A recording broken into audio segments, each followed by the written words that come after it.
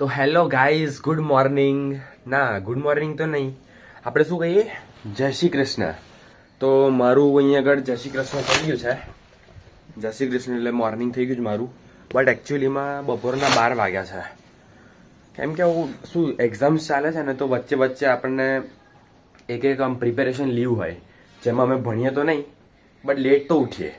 તો ગાઈઝ, જ્યારે આપણને આપણા રિલેટિવ્સ આવીને એવું કહે કે તમે તમારા મમ્મી પપ્પાનું કામ કરો, તમે એમને હેલ્પ કરો, તો આપણે પણ વિચારતા હોઈશું કે શું હેલ્પ કરીએ આપણે.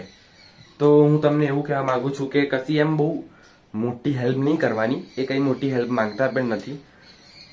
આજે આપણે સૂઈને ઉઠીએ ને ત્યારે આ જે હોય ને એને વારી દેવાનું, એસ્પેશિયલી વિન્ટર્સમાં. કેમ કે વિન્ટર્સમાં લોકોને ઉઠવાનું જ ના ગમે, અને ઉઠે તો ખરા પણ ઉઠીને પછી આ કોણ વારે? એ પછી મમ્મીને મોસ્ટલી વારવું પડે. તો આવી નાની નાની હેલ્પ કરીશું તો એમની બહુ મોટી એક હેલ્પ થઈ જાય. કેમ કે ટીપે ટીપે સરોવર ભરાય. તો ગાઈસ, ચલો થોડો સનનો એક્સપોઝર લઈ લઈએ. ના, હું મસ્તી કરું છું. સનનો એક્સપોઝર આવું બપોરમાં 12 વાગે ના લેવાય. થોડોક સન હોય તો ચાલે. આ તો હું આ બધું જોવા આવ્યો છું. અહીંયા થોડું મસ્ત આમ ગ્રીનરી છે ને, અને અહીંયા આગળની બધી શું કહેવાય, પબ્લિક બધી આગળ રમ્યા કરે, તો જોવાની મજા આવે. તો હું તમને લોકોને એવું નહીં કહેતો કે નયા વગર ખાવ, બટ મને ભૂખ લાગે અને મોસ્ટલી જ્યારે આમ રજાનો દિવસ હોય ને ત્યારે હું નયા વગર જ ખાઉં. એન્ડ હું શું ખાઉં છું, આ છે પાપડીનું ખીચું. એટલે આમાં કેવું હોય, પાપડી હોય ને એને શેકે એન્ડ પછી એનો ભૂક્કો બનાવે. એટલે તમને લોકોને ખબર જ હશે. તો જેવો મેં હમણાં તમને લોકોને એવું કહ્યું કે મારે હવે એક એક્ઝામ બાકી છે, એક 19th ડેટના મારી એક એક્ઝામ બાકી છે, તો એના માટે હવે ભણીશું.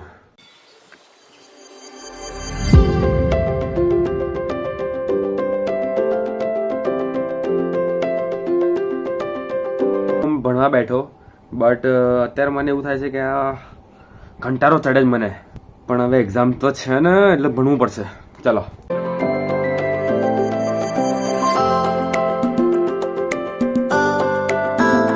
તો ગાઈઝ, મેં બહુ ટ્રાય કર્યો ભણવાનો, પણ બસ હવે નહીં થાય.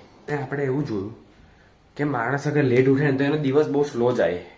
સ્લો જાય ઇન ધ સેન્સ કે કશું કરવાનું મન ના થાય. સ્લો તો ના જાય, જેવો ટાઈમ જતો એવી રીતના જ જાય. તો હવે મને લાગી છે ભૂખ. ઢોકળા એન્ડ ચટણી. અને ઢોકળા કહેવાય પણ હું આને ઢોકળા કહું, ખબર નહીં કેમ. બે લેપટોપ તો જોવું પડે ને, તો ચલો ખાઈએ. એકચ્યુઅલી બધા બહુ લોકો છે ને ઢોકળા માટે ચટણી ખાય, બટ મારું ઊંધું છે. હું ચટણી ખાવા માટે ઢોકળા ખાઉં. તો જે લોકો મારા બ્લોગ્સ જોવે છે, તારા બ્લોગ્સ જોવે જ કોણ છે? सारी उम्र मैं जो कर जबड़िया रे हाँ. એનીવેઝ, તો મારે હવે એ ક્લિયર કરવું છે કે ગુજરાતી લોકો, અમાર જેવા લોકો, ખાલી ઢોકળા, ખમણ, ખાંડવી આ બધું ના ખાય. એ બીજું બધું પણ ખાય. પણ હા, હું ગુજરાતી લોકોને ગુજરાતીમાં કહું છું કે ગુજરાતી લોકો આ ખાવાનું ખાલી ના ખાય. મારે તો બીજા લોકોને કહેવું જોઈએ ને હિન્દીમાં. હિન્દી ઓડિયન્સ તો છે નહીં. તો ચલો ખાઈ. તો હમણાં મારા ફ્રેન્ડનો ફોન આવ્યો અને એને મને એવું કહ્યું કે ચલ ક્રિકેટ રમવા. હવે ક્રિકેટને હું કેવી રીતના ના પાડી શકું? ક્રિકેટ તો રમવું પડે. ચલો.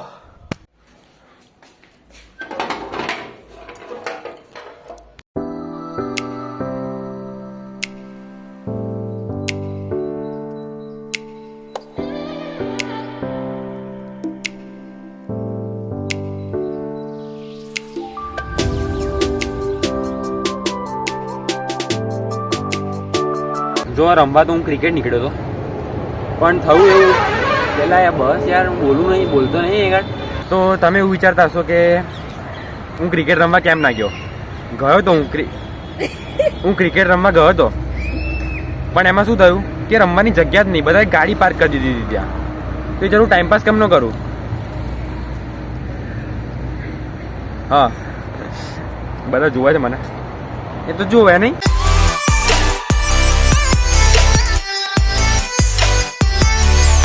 આ જગ્યાએ મારે અત્યારે રમવા જવું છે, પણ હવે શું કરીએ, મજબૂર છું હવે હું.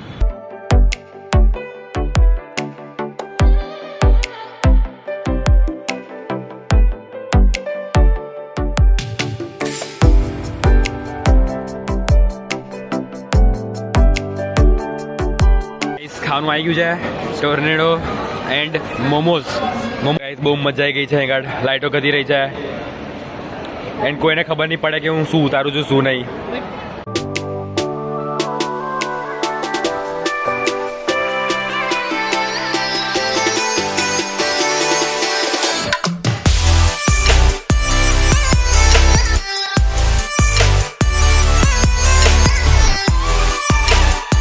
તો ગાઈસ સાંજે તો ક્રિકેટ રમાયું નહીં તો શું થયું, અત્યારે ક્રિકેટ રમીશું.